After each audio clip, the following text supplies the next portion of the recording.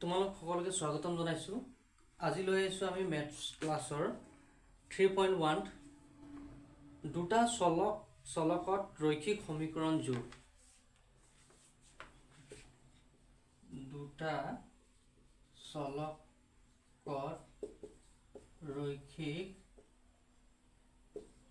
সমীকৰণৰ জোৰ। 3.1 চেপ্টাৰ হ'ব। ইয়াৰ প্ৰথম প্ৰশ্নটো আছে, ৰহিমে জীয়েকক ক'লে 7 বছৰৰ আগতে মোৰ বয়স তোমাৰ বয়সৰ তেতিয়া বয়সৰ 7 গুণ আছিল। আকৌ আজিৰ পৰা 3 বছৰৰ পিছত তুমি যিমান ডাঙৰ হ'বা মই তাৰ 3 গুণ হ'ম। এইটো আমোদজনক নহয়নে? এই পৰিস্থিতিটো বীজীয়ভাৱে আৰু জ্যামিতিকভাৱে অৰ্থাৎ লৈখিকভাৱে প্ৰদৰ্শন কৰিব লাগে। একেবাৰে সহজ প্ৰশ্ন, তিনিটা দিয়া আছে, তিনিটাই কৰাই দিম, তোমালোকে ভালকে নোট কৰি ল'বা। প্ৰথমে মই লিখি ল'ম, তাৰপিছত তোমালোকক সুন্দৰভাৱে বুজাই দিম। 3.1 অনুশীলনী।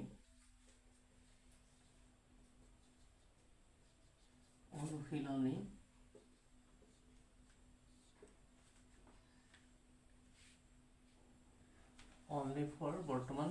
ক্লাছ 10ৰ অংগ শিকাই থকা হৈছে। এতিয়া 1 নম্বৰ আমি সলভ কৰিবলৈ ওলাইছো।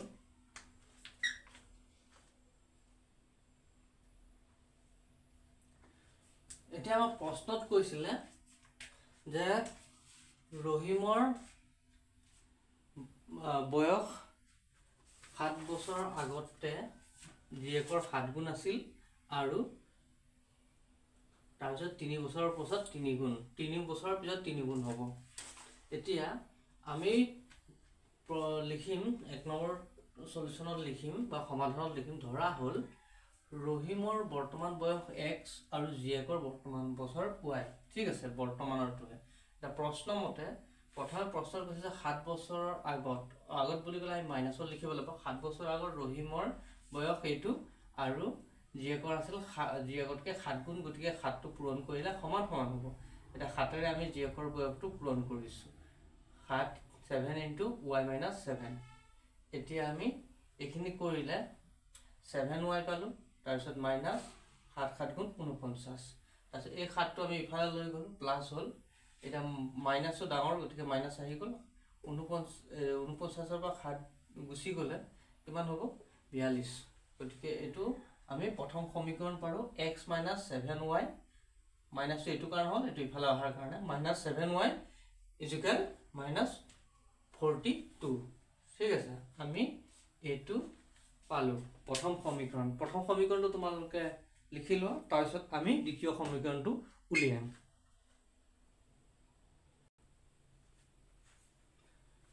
আকৌ আমি জীয়েকৰ বয়সটো 3 বছৰৰ পাছত কি হ'ব ক'লে? 3 বছৰৰ পাছত জীয়েকৰ বয়সটো 3 গুণ হ'ব। অৰ্থাৎ জীয়েকৰ বয়সতকৈ 3 গুণ ডাঙৰ থাকিব বাপেক। গতিকে আমি 3 গুণটো জীয়েকৰ লগত আমি পূৰণ কৰিলে সমান হ'ব। এতিয়া এইটো বাপেকৰ বয়স, মানে নেক্সট অহা 3 বছৰৰ পাছৰ কথা, গতিকে আমি প্লাছ দিলোঁ। x + 3 3 × y + 3 হ'ল 3y + 9, 3 3 গুণ 9। এতিয়া আমি এই 3টোক সিফালে লৈ যাম আৰু yটোক ইফালে আনিলোঁ, 3yটো x মাইনাছ ইফালে অহাৰ লগে মাইনাছ হ'ল, 3y = 9টো থাকি গ'ল, 3 ইফালে যোৱাৰ লগে মাইনাছ হ'ল। এতিয়া আমি দ্বিতীয় সমীকৰণটো পালোঁ, x - 3y = 6। ঠিক আছে, বুজি পাইছানে তোমালোকে? এইটো আমি দুটা সমীকৰণ পালোঁ। এতিয়া এটাকে সমীকৰণ 1 আৰু 2ৰ পৰিস্থিতিটো বীজীয়ভাৱে প্ৰদৰ্শন কৰা হ'ল। এইখিনি আমি বীজীয়ভাৱে প্ৰদৰ্শন কৰিছোঁ। এইখিনিলৈকে হ'ল। এতিয়া আমি জ্যামিতিকভাৱে দেখুৱাব লাগিব। এনেকৈও দিব পাৰা, জ্যামিতিকভাৱে আমি প্ৰথমটো ল'ব লাগিব। প্ৰথম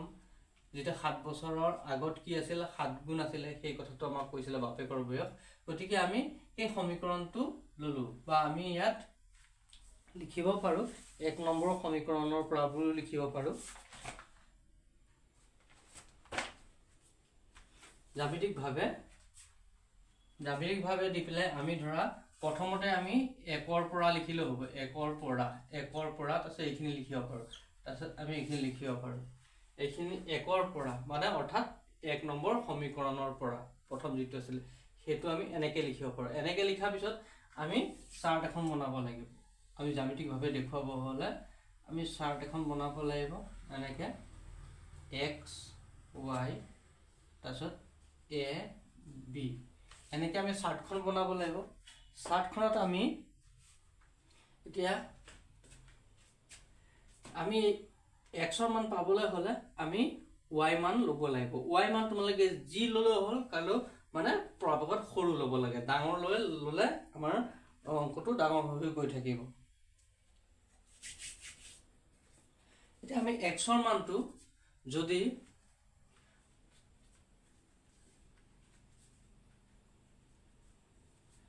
আমি x ৰ মানটো y মানটো আমি 7 লম 7 ললে এটো পূৰণ হৈ আছে মনত ৰাখিবা এটো পূৰণ হৈ আছে 7 গুণ 49 হ'ব 7 নলও আমি প্ৰথমতে আমি ইয়াৰ সমানে লম 7 6 ৰে লম 6 7 ললেও কোনো কথা নাই 6 ৰে লৈছো মানে কিয় ইয়াৰ মানটো 0 ওলাই যাব 7 6 গুণ 42 প্লাস আৰু মাইনাস হৈ গল x ৰ মান 0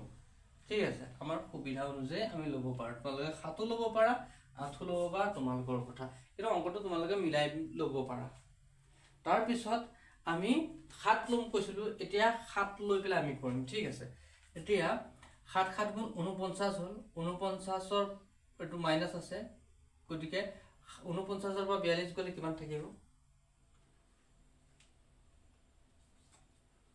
7 থাকিব 7 7 গুণ 49 এটো আমি জ্যামিতিকভাৱে 1 নম্বৰৰটো আমি জ্যামিতিকভাৱে কৰিলো এতিয়া আমি দ্বিতীয়টো কৰিম এইখিনি তোমালোকে নোট কৰি লোৱা আৰু একেবাৰে সহজভাৱে তোমালোকক বুজাই দিছো ভিডিওটো অকন দীঘলীয়া হলো তোমালোকে ভালদৰে বুজি পাবা ভালকে চাবা ভালকে বুজি পাবা ঠিক আছে এতিয়া আমি দ্বিতীয় সমীকৰণ যাম দ্বিতীয় সমীকৰণ কি আছিল আমাৰ এইটো সমীকৰণ আছিল হয়নে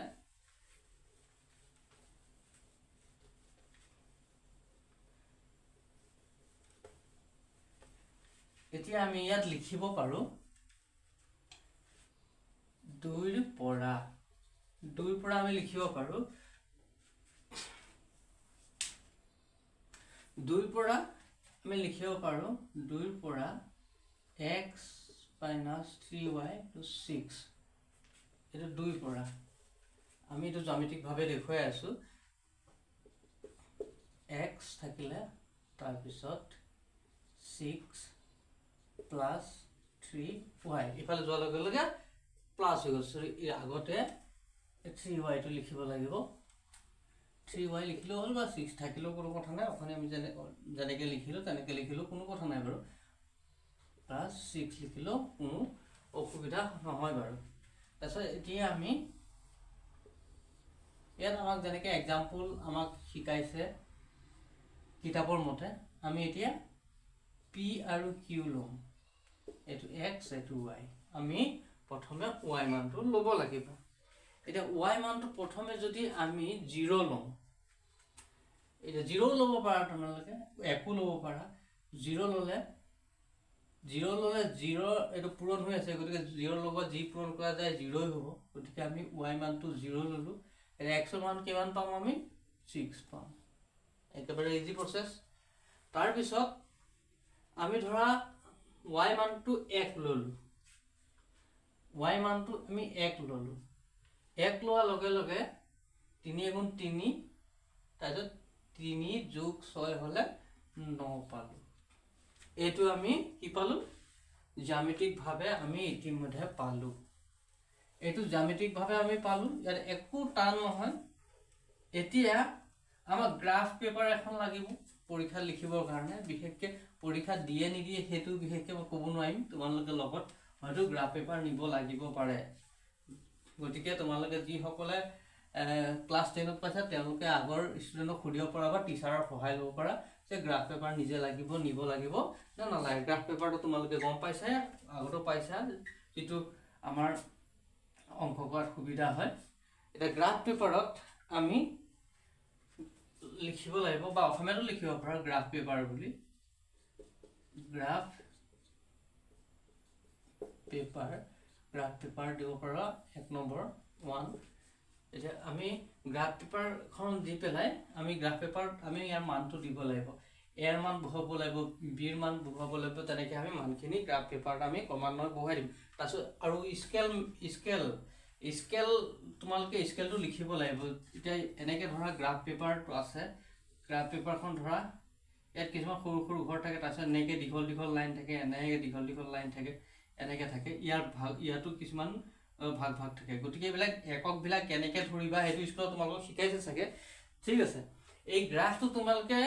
গ্ৰাফ বহীত নিজে কৰিবা মই থুলমূলকৈ তোমালোকক দেখুৱাই দিম ইয়াতো গ্ৰাফ নাই গতিকে মই জোখ এটা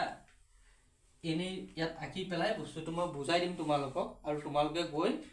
তোমালোকে নিজে ঘৰত গ্ৰাফ পেপাৰত তোমালোকে সেইটো অংকন কৰিবা এতিয়া আমি গ্ৰাফ পেপাৰত আঁকিবই লাগিব নাগিলে তোমালোকৰ ভুল হ'ব আধাখনীয়া হ'ব আৰু গ্ৰাফ পেপাৰত হয়তো তোমালোকৰ এটা দুটা প্ৰশ্ন আহিব পাৰে সেইটো ক'ব নোৱাৰোঁ এতিয়া আমাৰ এৰ মান আছিলে ধৰা প্ৰথম এৰ মানটো আছিলে আমাৰ এৰ মানটো আছিলে 06 তাৰপিছত বিৰ মান আছিলে বিৰ মান তোমালোকৰ আছিলে 77 আছিলে 77 তাৰপিছত তোমালোকৰ পিৰ মান আছিলে তোমালোকৰ 60 আৰু কিউৰ মান আছিলে 91 আছিলে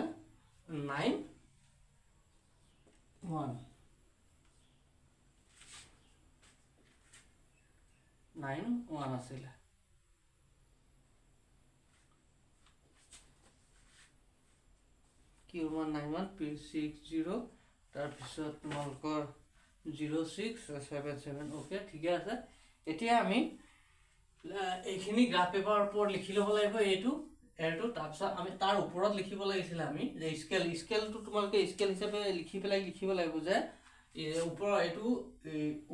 ওপৰৰ কাৰণে লিখিছোঁ স্কেল বুলি দি তোমালোকে 10টা ধৰি লৈছোঁ 10টা সৰু বৰ্গ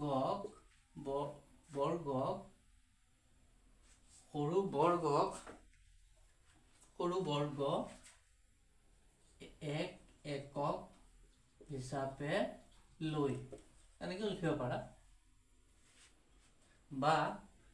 10টা সৰু বৰ্গ ইজুকেল এক শৰ্টকাট কৰিছোঁ এক একক লিখিব পাৰা আৰু যেতিয়া তোমালোকৰ সংখ্যাবোৰ ডাঙৰ হ'ব ধৰা ইয়াত তোমালোকৰ 300 400 আহিব তেতিয়া তোমালোকে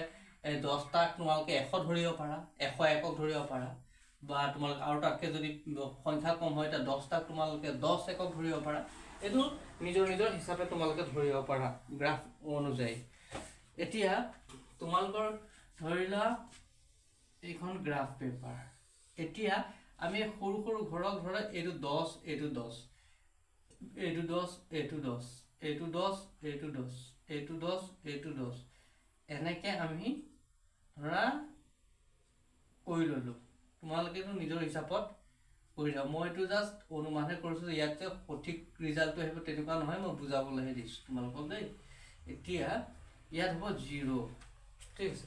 এইডাল হ'ব x ডাল হ'ব y এতিয়া এইটো আমি ধৰিলোঁ আমাৰ ডাঙৰ দহলৈকে আছে গতিকে 1 2 3 4 5 6 7 8 9 10 এনেকৈ ইয়াতো 1 2 3 4 5 6 7 8 9 10 এনেকৈ আমি লিখিব লাগিব তাৰপিছত আমাৰ 0ৰ পৰা 6 লে এতিয়া আমি 0ৰ পৰা 0 তাৰপিছত আমি 6 লে নিব লাগিব 6 লে 6 পইণ্ট এইটো হ'ল দুটা যেতিয়া পালোঁ এইটো পইণ্টটো এইটো হ'ল ইয়াৰ পইণ্টটো হ'ল এ আমি পিছত লিখিম এল বা সৰুকৈ দিব পৰা এ তাৰপিছত 7 to 7 এতিয়া 7 A7 পৰা A7 লৈ আহিব A7 6 7 এটা ধৰা এইখিতে আহি গ'ল 7 অৰ্থাৎ B এতিয়া আমি এনেকে টানিব লাগিব এইটো বেকা হৈছে জাস্ট দেখুৱাইছো তে ইয়াৰ তোমালোকে এটো লিখিব লাগিব প্ৰথম তো লিখিব লাগিব x इसलिए x minus 7y equal minus 42 লিখিব লাগিব বা আমি এর ভ্যালু তো বহাই দিলেও হ'ব 6 আৰু b এর ভ্যালু তো আমি 7 to 7 এই দুটা এনেকেও দিব পাৰিবা এই দুটা আমি দি দিব পাৰো তাৰ পিছত আমাৰ নেক্সট হল p এৰ ভ্যালু 6 to 0 অৰ্থাৎ আমি 0 পৰা 6 লৈকে আমি লব লাগিব 0 পৰা 6 লৈকে এটা পয়েন্ট হৈ গল তাৰ পিছত আমাৰ আহিব 1 ৰ পৰা 9 এতিয়া এই 1 ৰ পৰা 9 অৰ্থাৎ ইয়াত হ'ব এটো হৈ গল p আৰু এটো হৈ গল q এতিয়া এই ৰেখাডাল এনেকে যাব এই ৰেখাডাল এনেকে যাব ইয়াৰ ভ্যালুটো তোমালকে 9 1 এনেকে লিখি দিলা p to 60 এনেকে লিখি দিলা এটো হৈছে গ্ৰাফ পেপাৰ এনেকে আমি সুন্দৰকে লিখিব লাগিব মই জাস্ট বুজাই দিছো এটা নেক্সট জিকিটা তোমালোকৰ প্ৰশ্ন উত্তৰ আহিব মই এই গ্ৰাফটো নবুজাও গ্ৰাফটো তোমালকে নিজেই বহিত এনেকে চাই পেলাই লিখিবা যেনেকে ধৰক কোৱা হ'ল বহুত সুন্দৰকে তোমালকে লিখি লবা এই গ্ৰাফটো লাগিবই গ্ৰাফটো সুন্দৰকে এখিনি লিখা লগে লগে তোমালকৰ হৈ গল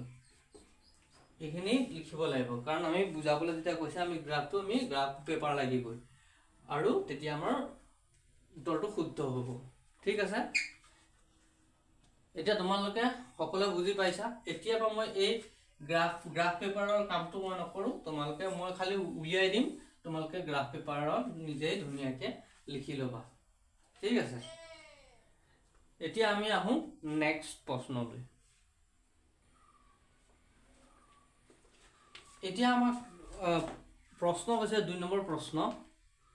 এটা ক্ৰিকেট দলৰ প্ৰশিক্ষকে 3খন বেট আৰু 6টা বল কিনে 3900 টকাত 3900ত কিনে পিছত তেওঁ 1300 টকাত একে ধৰণৰ এখন বেট আৰু 3টা বল কিনে বেট এখন আৰু বল 3টা কিনিছে 1300 টকাত এই পৰিস্থিতিটো বিজয় আৰু লৌকিকভাৱে অৰ্থাৎ জ্যামিতিকভাৱে বৰ্ণনা কৰিবলৈ কৈছে প্ৰথমে 3খন বেট আৰু 6টা বল কিনিছিল 3900 টকাত তাৰ পিছত এখন বেট আৰু 3টা বল কিনিছিল 1300 টকাত এতিয়া আমি সমাধানটো কৰিবলৈ গৈ আছো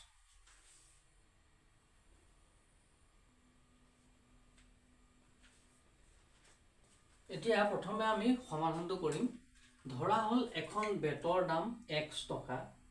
অৰ্থাৎ আমি নাজানো কাৰণে x আৰু y ধৰিছো এটা বলৰ দাম y টকা প্ৰশ্ন মতে 3খন বেট আৰু 6টা বল 3900 টকাত কিনা হৈছিল এটো হল সমীকৰণ প্ৰথম 3x + 6y = 2900 এটো প্ৰথম সমীকৰণ পালো আকৌ এখন বেট আৰু 3টা বল x + এখন x লিখা আছে অৰ্থাৎ ইয়াত এটা আছে ঠিক আছে x + 3y অৰ্থাৎ 3খন বেটৰ দাম = 1300 অৰ্থাৎ এটো হল দ্বিতীয় সমীকৰণ পালো সমীকৰণ 1 আৰু 2 পৰিস্থিতিটো বিজয়ভাৱে প্ৰদৰ্শন কৰা হ'ল এটো আমি বিজয়ভাৱে প্ৰদৰ্শন কৰিলো এতিয়া আমি লিখিব লাগিব জ্যামিতিকভাৱে 1ৰ পৰা অৰ্থাৎ 1 নম্বৰ সমীকৰণৰ পৰা এটা 1 নম্বৰ সমীকৰণৰ পৰা আমি লিখি যাম এখিনি নোট কৰা পটাপট তোমালকে আৰু যি সকলৰ অন লেট হয় তেওঁলোকে স্ক্ৰিনশ্বট মাৰি লব বা ভিডিওটো ৰিপিট কৰি চাই লবা ঠিক আছে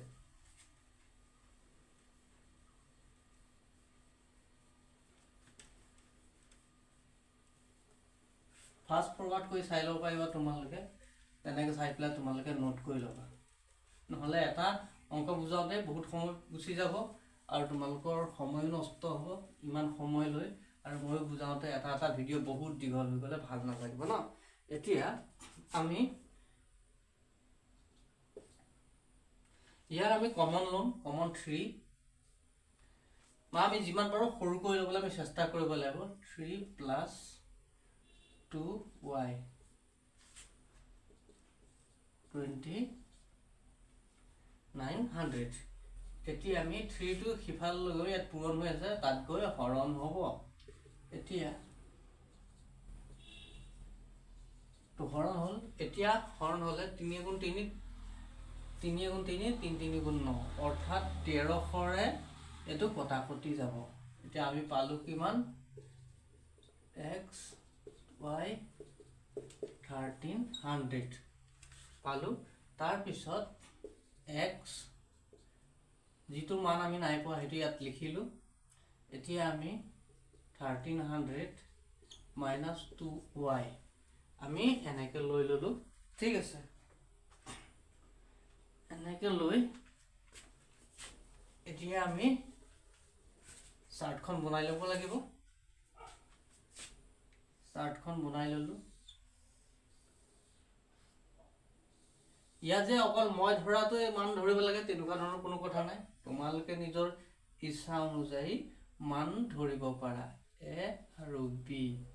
এটো x এটো y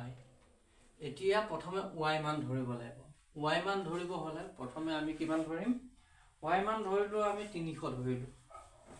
ইয়াত লখৰ আছে যে ইয়াত 1 2 ধৰিলো লাভ নাই ইয়াত 5 ধৰিলো লাভ নাই গতিকে আমি ইয়াৰ সংখ্যাটো বেছি আছে গতিকে আমি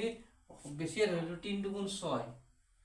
3 ইয়াত 300 দিয়া লগে লগে 3 × 6 600 600ৰ পৰা 1300 1300ৰ পৰা 600 মাইনাস হলে কিমান থাকিব 7 ইয়াত আমি 600 y 600 ধৰিলো বেছি যাব y আমি ধৰিলো 300 300 টো 3 × 6 600 পৰা পিনে 600 পৰা হলে 700 থাকিলে এটো 100 মান হল তাৰ পিছত আমি আকৌ b ধৰিব হলে আমি ধৰিলো আমি 500 ধৰাৰ লগে লগে 5 দুগুণ 10 আমি 500 ললো y মানটো 5 দুগুণ 10 অৰ্থাৎ ইয়াত 300 থাকিলে হল বুজি পাইছা তোমালোকে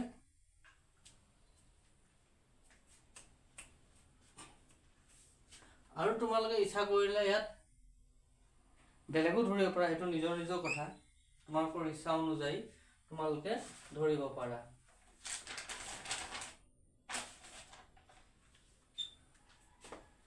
তাৰ পিছত এটো পালো আমি এৰ মান পালো 700 300 b পালো 300 500 ঠিক আছে তাৰ পিছত এতিয়া সমীকৰণ 2 ৰ পৰা লিখিব লাগিব 2 সমীকৰণ কি আছিল 2 সমীকৰণটো আছিল x + 3y = 100 তাৰ পিছত আহিব x থাকি গল 1300 - 3y এতিয়া আমি ইয়াৰ টেবুলখন বনাই লম তোমালোকে নোট কৰি লোৱা টেবুলখন মই এইখিনিতে বনাই দিছো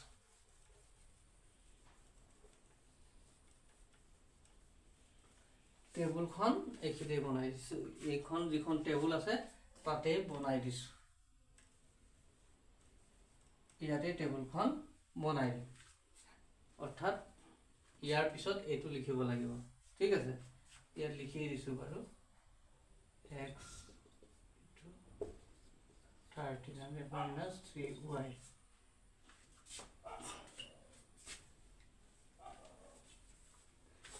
এতিয়া আমি মান ধৰিব লাগিব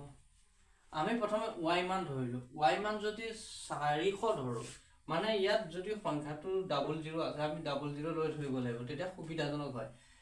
নহ'লে আমাৰ গ্ৰাফ বনাওঁতে বহুত দীঘল হৈ যাব। এতিয়া আমি 4 3 গুণ 12 আমি 4 ধৰিলোঁ 400 4 3 গুণ 12 12ৰ পৰা অৰ্থাৎ 1300 পৰা 1200 গ'লে থাকিল 100। ঠিক আছে। তাৰপিছত আমি y মানটো যদি 600 ধৰোঁ, y মানটো আমি যদি 600 ধৰোঁ,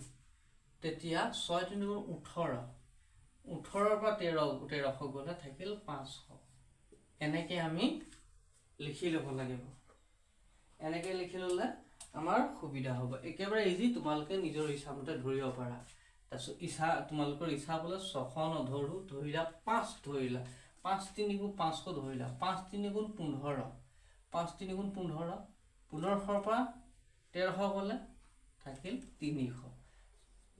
এইটো তোমালোকৰ ইচ্ছাৰ কথা, তেনেকৈ নিজৰ ইচ্ছামতে ধৰিব পাৰা। তাত কোনো ধৰা বন্ধা কোনো কথা নাই। নোট কৰি লোৱা। তাৰপিছত তোমালোকে গ্ৰাফটো এতিয়া নিজে লিখিবা। এতিয়া স্কেলটো তোমালোকে কিন্তু তাত লিখিব লাগিব কি হিচাপে ধৰা। এইটো গ্ৰাফ পেপাৰ বুলি দিলা, তাৰপিছত গ্ৰাফত গ'লা স্কেল,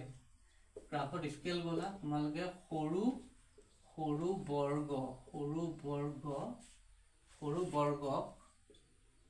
বৰ্গক আমি কিমান ধৰিম, সৰু বৰ্গ 100 একক সৰু বৰ্গক আমি 10 সৰু বৰ্গক আমি 10টা সৰু বৰ্গক স্কেল 10টা, ইয়াত 10টা সৰু বৰ্গক 100 একক হিচাপে ধৰি এনেকৈ লিখি ল'ল। তাৰপিছত এৰ মান আছিলে আমাৰ 0.0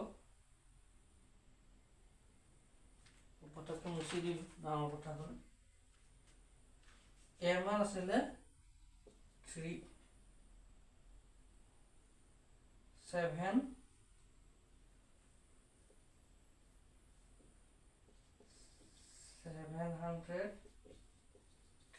তাৰপিছত বিৰ আছিলে 300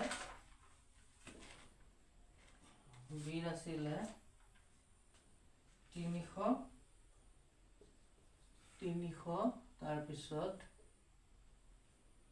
300 আছিলে, তাৰপিছত 300 ধৰিলে হ'ল 500 ধৰিলে 500। তাৰপিছত পিৰ মান আমি এইমাত্ৰ ধৰিছিলোঁ 100 আৰু 400 100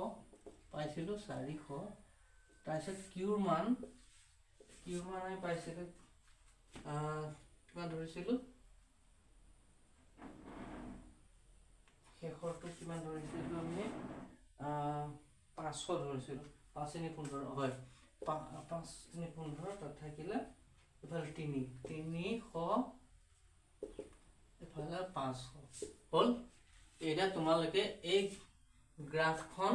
নিজে বনাবা। এনেকৈ গ্ৰাফখন তোমালোকে নিজেই বনাবা।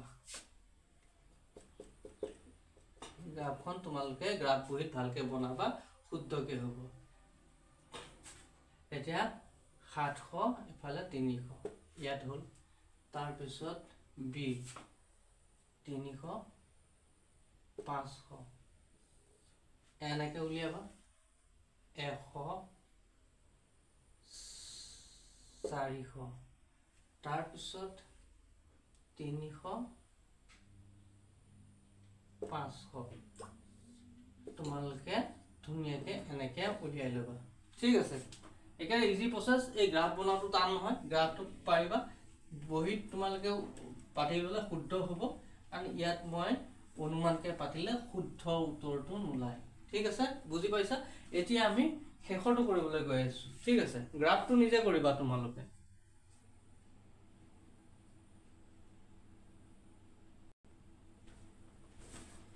এতিয়া আমি আহিলোঁ শেষৰটোলৈ। শেষৰ প্ৰশ্নটো দিয়া আছে 2 কেজি আপেল আৰু 1 কেজি আঙুৰৰ দাম এদিন আছিল, মানে আগতে আছিল 160 টকা। এমাহৰ পিছত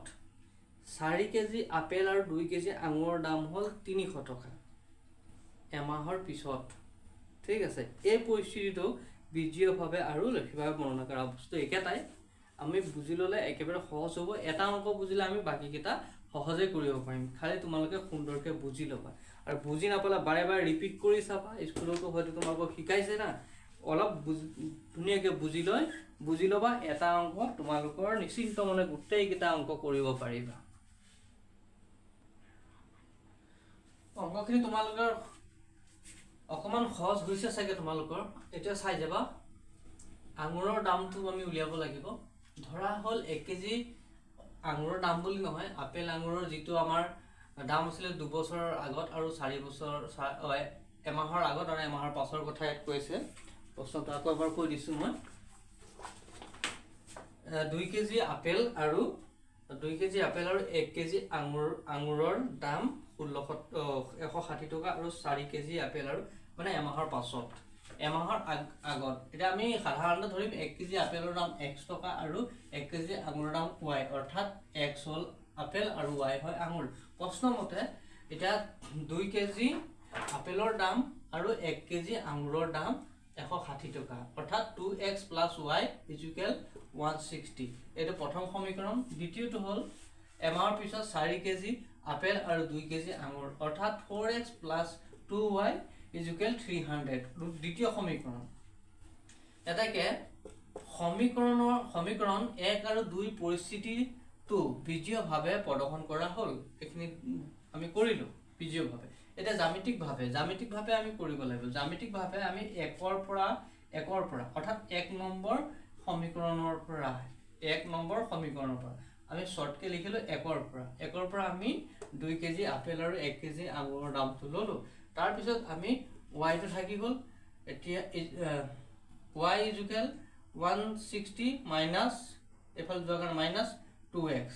এতিয়া আমি y মানটো উলিয়াব লাগিব আমি চাৰ্টখন বনাব লাগিব হল নোট ডাউন কৰিলা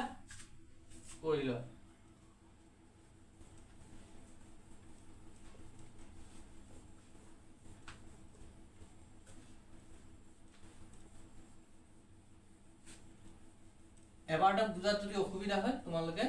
ৰিপিট কৰি চাবা এতিয়া আমি ইয়াৰ চাৰ্টখন আমি y = 160 minus 2x এতিয়া আমি চাৰ্টখন আমি বনাই লব লাগিব a আৰু b ইয়াত আহিব x আৰু y প্ৰথম আমি কি ধৰিম x ৰ মান ধৰিম ধৰা আমি x ৰ মান 60 ধৰিলো x ৰ মান 60 মানে অৰ্থাৎ এটা 0 আছে আমি এটা 0 দিয়ে ধৰিলো আমাৰ সুবিধা হ'ব গ্ৰাফটো বনাওতে যদি আমি 600 দি ধৰো তেতিয়া কিন্তু গ্ৰাফটো আমাৰ ইজি নহব এটো মনত ৰাখিবা ইয়াৰ সিম্বল থাকিলে সিম্বল দি ধৰিবা সিঙ্গল নাম্বাৰ থাকিলে অৰ্থাৎ 7 8 বা এনেকা ধৰণৰ তোমালোকে চাই লবা 7 8 থাকিলে সিঙ্গল নাম্বাৰে ধৰিবা আৰু যদি এনেকা ধৰণৰ থাকে তেতিয়া তোমালোকে ইয়াৰ এনেকা থাকিলে 100 লৈকে যাব পাৰা 100 লৈকে নগলো 50 60 তেনেকে 70 80 100 ৰ তলত ধৰিব পাৰা আৰু যেটা শূন্য বাহি যাব তোমালোক শূন্য বহাই পেলাই ধৰিব পাৰিবা একেবাৰে ইজি প্ৰসেস এটা 60 ধৰিলে 6 দুগুণ 12 120 হল 6 ৰ পৰা কি 160 পৰা 120 গলে থাকিল 40 y মান পালো 40 তাছে বিট পালো বিট এতিয়া বিট হলে আমি যিকোনো ধৰিব পাৰা তোমালোকৰ ইচ্ছা অনুসৰি x ৰ মানটো যিকোনো এটা ধৰিব পাৰা ধৰি লোৱা ইয়াত 40 আছে এবাৰ আমি ইয়াত 40 ধৰি লওঁ অৰ্থাৎ x ৰ মান 40 2 4 গুণ 8 80 হল 160 ৰ পৰা 80 গলে থাকিল 80 হল x ৰ মান পালো 80 চাৰ্টখন এনেদৰে বনাব লাগিব তাৰ পিছত আমি দ্বিতীয় সমীকৰণ এখন চাৰ্টখন ভালকে লিখি লোৱা তোমালোকে মই লিখাটো লিখি দিব পাৰা বা নিজেও লিখিব পাৰা তাত কোনো ধৰণৰ আপত্তি নাই ইয়াত যিকোনো দিল লব পাৰা চাৰ্টখনকে ধৰোতে মনত ৰাখি লবা কি অৰ্থাৎ মানে কি মই এতিয়া বৰ্ডত লিখিছো কাৰণে মই বেলেগ এটা দিলে আকৌ পটককে পাহৰি যাম ন বুজাবলৈ সেইটো কাৰণে বহিত মই চাৰ্টখনৰ হেৰিটো লিখি লৈছো বহি এখনত যাতে মোৰ সুবিধা হয় নহলে আকৌ এতিয়া লিখি গল পটককে আকৌ পাহৰি যাম আকৌ মানে খেলিমেলি হৈ যাব অংকটো সেইটো কাৰণে কিন্তু গোটেই বহিখনত যেতিয়া অংকটো কৰা যাব তেতিয়া আমি পাহৰি নাযাওঁ চাৰ্টখনটো থাকিব তাত ন মুছি দিয়া নহয় আমি এখন বৰ্ড যেতিয়া মুছি দিওঁ তেতিয়া পটককে পাহৰি যোৱাৰ চান্সটো থাকে সেইটো কাৰণে মই বহিত আগতে এইটো লৈ লোৱা হৈছে বাৰু এতিয়া আমি দ্বিতীয় সমীকৰণটো চাওঁ দ্বিতীয় সমীকৰণটো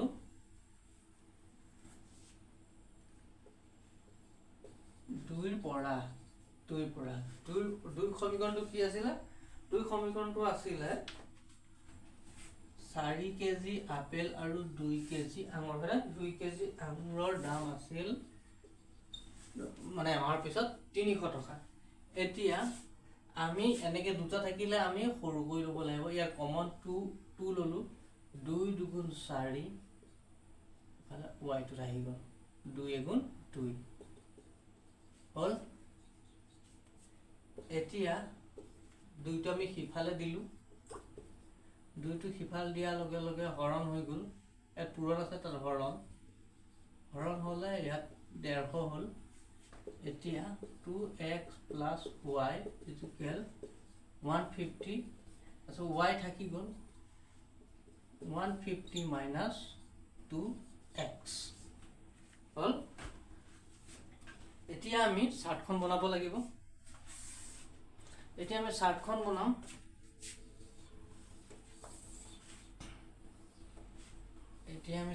বনাম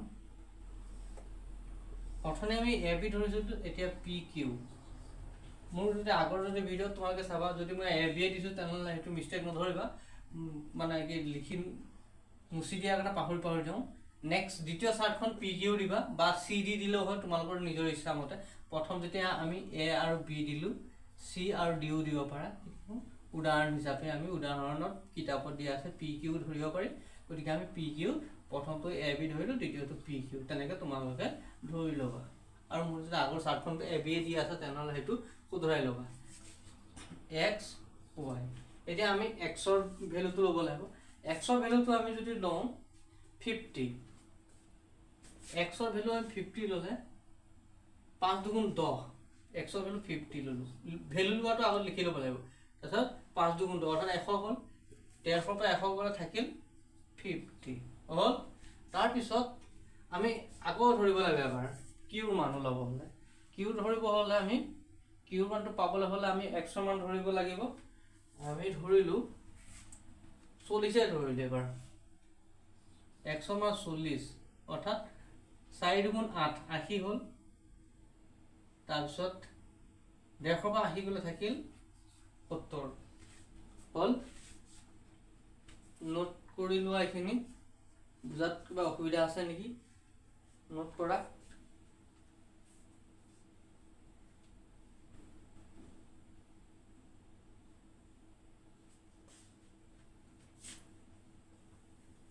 এতিয়া আমি গ্ৰাফটো কেনেকৈ লিখিব লাগে কলুৱে তোমালোকে মানটো লিখি লবা গ্ৰাফ পেপাৰ যেতিয়া ইউজ কৰিবা তাত তোমাৰ স্কেলৰ মাপটো দি লবা আৰু লগতে তোমালোকে স্কেলৰ মাপটো আৰু এৰ মান দি লবা এৰ মান আছিল 6 to 40 বিৰ মান আছিল 40 to 80 তাৰ পিছত পি মান আছিল 50 to 50 আৰু কিউ মান আছিল 40 to 70 হয় এই গ্ৰাফ পেপাৰত ওপৰত এইটো লিখি লবা তেতিয়া যাতে তোমালোকৰ বহাওঁতে সুবিধা হয় তাৰপিছত গ্ৰাফ পেপাৰ তোমালোকে এনেকে ধুনীয়াকে দি লবা এনেকে মানে তাতো সিধা সিধাকে থাকে না খালি মানটো তোমালোকে স্কেল টানি এই গৈ লবা বহাই লব ধুনীয়াকে তাৰপিছত আমি মানটো ধুনীয়াকে লিখিব লাগিব প্ৰথম এৰ মান এটা ধৰিলো ইয়াত 60 আহিলে 60 to 40 ইমানটো গল 60 to 40 তাৰ পিছত 40 to 80 ইমানত গল A to B A to A এনেকে আহি গল তাৰপিছত ইয়াৰ বিৰ মানটো হল 40 to 80 এৰ মানটো হ'ল 62 40 তাৰপিছত পিৰ মানটো 50 to 50 তাৰপিছত 40 to 70 এইটো 80 কে বেছি 70 এইটো ধৰি লও এইটো হল প্ৰথমটো হল পি এইটো হল কিউ এনেকে ধৰণৰ পিৰ মানটো লিখি দিবা 5 সৰি এইটো হল পি এইটো হল কিউ ইয়াতহে পঢ়িছিলে মই আকৌ ইয়াত লিখিলো 50 to 50 মানটো লিখি লবা তাৰপিছত এইটো হল 40 to 70 কিউ মান হল এনেকে ধৰণৰ গ্ৰাফখন হ'ব তোমালোকে সুন্দৰকে হেতু গ্ৰাফ পেপাৰত লিখি লবা যাতে তোমালোকৰ কোনো ধৰণৰ অসুবিধা নহয় ঠিক আছে এতিয়া আজিৰ অনুশীলনটো হৈছে তোমালোকে নোট কৰি লোৱা তাৰ মাজতে মই কৈ আছো কিবা যদি বুজাত অসুবিধা হয় তোমালোকে কমেন্ট কৰিবা তোমালোকে কমেন্ট বৰ কমকে কৰিব লৈছা কমেন্ট কৰিবা এটা আমাৰ এই অনুশীলনটি হৈ গৈছে ইতিমধ্যে আমি নেক্সট অনুশীলনী কৰিম নেক্সট অনুশীলনী আমাৰ হ'ব